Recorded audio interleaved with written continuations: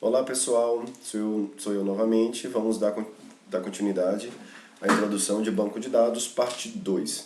Na parte 2 vamos ver um conceito importantíssimo de banco de dados, abstração de dados, modelo de dados, esquemas, instâncias e arquitetura de 3 esquemas. Um conceito importante também que é a independência de dados. Abstração de dados. O que é abstração? A abstração é uma ação mental de observar a realidade e considerar apenas os aspectos relevantes para um contexto. E depende de quem está observando, né? Do observador, mais do que da realidade observada. Então, por exemplo, aqui a gente tem um gatinho e dependendo de quem visualiza esse gatinho, por exemplo, a vovozinha aqui, que é uma veterinária, que é uma potencial compradora do gatinho ou que vai estar com o gatinho, ela vai ver o gatinho como um gatinho, vai ver as qualidades dele externa, né? Fofinho, é carinhoso, e o que ela consegue ver, né? Visualizar. E uma vovozinha veterinária, ela enxerga o gatinho de outro ponto de vista. Ela vai visualizar que o gatinho precisa ver como é que está o fígado, ver como é que está a parte interna desse gatinho, a parte de saúde. Então, dependendo de quem está observando o gato, perceba que captura aspectos importantes desse gatinho. A vovozinha que quer comprar, adquirir o gatinho, analisa a característica externa desse gatinho. Já a veterinária tem um olhar mais clínico, analisa os aspectos mais relacionados à saúde dele, a parte física do gatinho. Então depende de quem está observando, analisa aspectos importantes que diz respeito à pessoa que está olhando. Então, o que é abstrair, então? É analisar os aspectos importantes de acordo com o contexto. E o que é abstração de dados? É o uso da abstração para selecionar essas características relevantes de um conjunto de dados. E quais são os dados relevantes para cadastrar um cliente, por exemplo? Depende do contexto. Se eu estiver analisando sobre um hotel, sobre restaurante, supermercado, e aí eu vou ter que analisar a necessidade do cliente e o interesse do usuário.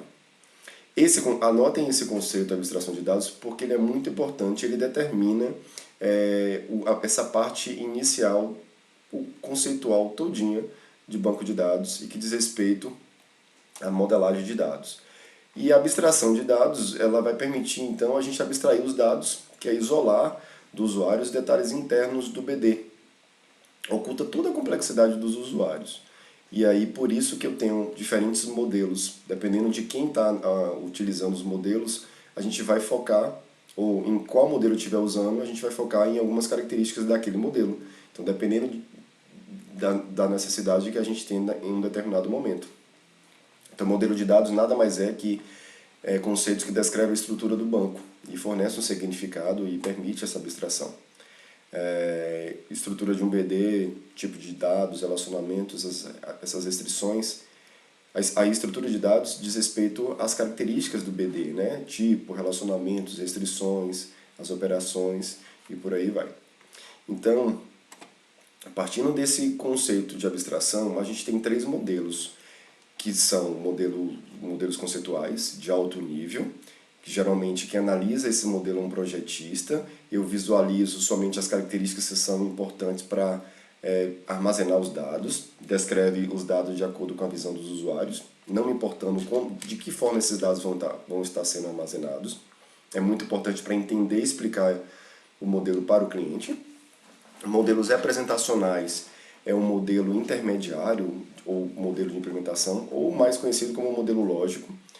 Esse modelo lógico, ele oculta detalhes de armazenamento, pode ser entendido por usuários finais, não é muito distante da parte física, mas ele aparece em detalhes que o modelo conceitual não tem, como tabelas, conceito de chave primária e chave estrangeira, já aparece no modelo lógico. E o modelo físico é propriamente os dados, como eles vão estar armazenados.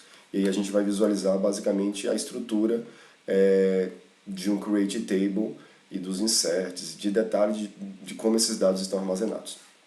Aqui tem um exemplo, modelo conceitual, existe vários, a gente vai usar o modelo entidade relacionamento. Esse modelo é baseado em entidades, relacionamentos e os atributos. Basicamente, eu tenho aqui uma associação entre um cliente que possui conta. Então, aqui eu tenho como enxergar quais são que esse cliente vai ter várias contas, né? Que essa conta... Aqui eu não consigo ainda visualizar essa questão de quantidade, porque a gente não colocou aqui, mas eu consigo saber que o cliente vai ter conta, certo? E modelo lógico é o mais utilizado, o modelo relacional. Esses dois aqui, modelos hierárquico e de rede, são modelos legados que a gente não encontra facilmente hoje, só em projetos que foram herdados aí da década de 70, década de 80. Aqui está um exemplo do modelo relacional. Basicamente aparece as chaves. Aqui nesse caso o número da conta é uma chave estrangeira para número da conta. Esses dados são relacionados, né, por tabelas. E eu tenho os atributos aqui. Não usa ponteiros como os outros dois legados, como mostrado anteriormente. Aqui é o de rede, só informando que existe o de rede em projeto legado, mas a gente acaba não vendo e não usando. Hierárquico, a mesma coisa. E eu vou mostrar o físico, mostrar agora não, em seguida, a gente mostra o exemplo, mas o físico é como esses dados vão estar armazenados, o formato do registro, as OTAs, se está usando o índice ou se não está, se é vinculado a algum SGBD. Aqui, na verdade, a gente já tem que definir qual é o SGBD que a gente vai estar usando. E aí tem o dicionário de dados também, através da linguagem de definição de dados. Aqui resume esses modelos, que é o esquema conceitual, que é o modelo conceitual, modelo lógico, modelo físico. Modelo conceitual, aqui é uma entidade de relacionamento. Modelo lógico seriam tabelas, a gente está vendo tabelas aqui, e o modelo físico. Percebe que aqui é mais fácil de eu explicar. O cliente tem várias contas, essa conta tem vários clientes. E no modelo lógico, quando é um relacionamento NN, ele aparece uma tabela no meio aqui. E aparece o tipo de dados, aqui vai achar, aparece a chave aqui primária, as chaves estrangeiras, que é essa cinzinha mais dourada. Então aparecem outras informações. E aqui é como eu vou estar vendo no banco mesmo. Isso aqui é somente visual, viu, gente? Esquema, modelo conceitual e lógico é para eu trabalhar de forma visual. E o esquema físico, de fato, é o banco de dados implementado mesmo. Eu tenho um conceito aqui de esquema instância. O esquema é a estrutura do meu registro sem eu ver as instâncias, que são os dados, de fato, propriamente dito. O esquema é dificilmente alterado, eu planejo ele para ele ser implementado e a ideia é que ele seja alterado com menos frequência possível. Então, aluno aqui é um esquema, que eu tenho nome, matrícula e turma, curso também. Isso aqui é representado através de um diagrama esquemático, que é esse esquema aqui, aluno e curso. Cada objeto é chamado de construtor do esquema, porque isso aqui é utilizado para criar as instâncias, né? E as instâncias são os valores. Aqui vocês estão olhando duas instâncias, Adriano e João, que tem essa matrícula e dessa turma. Percebe que eu posso mudar o meu esquema. Não é interessante, porque eu vou ter que fazer alteração no banco de dados. Mas tendo essa evolução aqui, acrescentando esse atributo, houve essa evolução. E aí eu vou ter que alterar e acrescentar as instâncias também, se for obrigatório ou não, né? Então, estado são instâncias ou ocorrências. E o estado vazio é aquele estado em que encontra-se criado o banco de dados sem nenhum registro, sem nenhuma instância, sem nenhuma ocorrência naquela tabela. Nesse caso, eu tenho a tabela aqui aluno e a tabela aqui curso. Diversos esquemas, aqui para fazer uma associação entre o esquema físico, esquema intermediário e esquema mais alto. Aqui está uma atividade para vocês praticarem, está também na atividade que eu vou estar disponibilizando no Classroom, mas descrição do BD. Onde eu faço essa descrição do BD? Vocês vão correlacionar aqui se é com esquema ou com instância. Alterado com frequência, esquema ou instância. Certinho? A arquitetura 3 esquemas, ela é uma ideia para separar o usuário do BD físico. Isso significa que eu consigo trabalhar é possível eu trabalhar em níveis e sem ter o conhecimento do que está por baixo daquele nível, né, abaixo daquele nível. E aí a grande vantagem da abstração, né, permite que os SGBDs implementem essa lógica. Isso foi uma proposta, nem todos os SGBDs implementaram isso. Inclusive a gente não consegue ver o nível visão de forma como uma camada mesmo, a gente consegue ver, muitos SGBDs implementaram o físico mesmo e lógico. Essa visão a gente não consegue enxergar de fato, visualmente, né? A visão a um nível mais alto, eu posso criar uma visão para o usuário, ele visualizar somente parte daqueles dados. Então eu tenho aqui a implementação do banco, como esses dados estão armazenados, e ele não visualiza todos esses dados, visualiza só uma parte daqueles dados. Isso é bem interessante, o conceito de visão. O conceitual lógico é o nível médio de abstração, é a visão da comunidade dos usuários, ele vai ver quais os dados estão armazenados e quais são esses relacionamentos. Dá uma ideia bacana de como esses dados estão relacionados. Muitas IDEs implementaram essa lógica aqui, conceitual e lógico, e a parte física. A gente vai usar a ferramenta BR Modelo, que foi o exemplo que eu mostrei nesse slide. Deixa eu voltar aqui, no slide 13. Aqui é um exemplo do BR Modelo, que é a IDE que a gente vai estar usando para modelagem. Então ele não usa aquele modelo lá de visão, conceitual, lógico. Ele usa exatamente conceitual, lógico e físico. 3 camadas diferentes desses níveis daqui.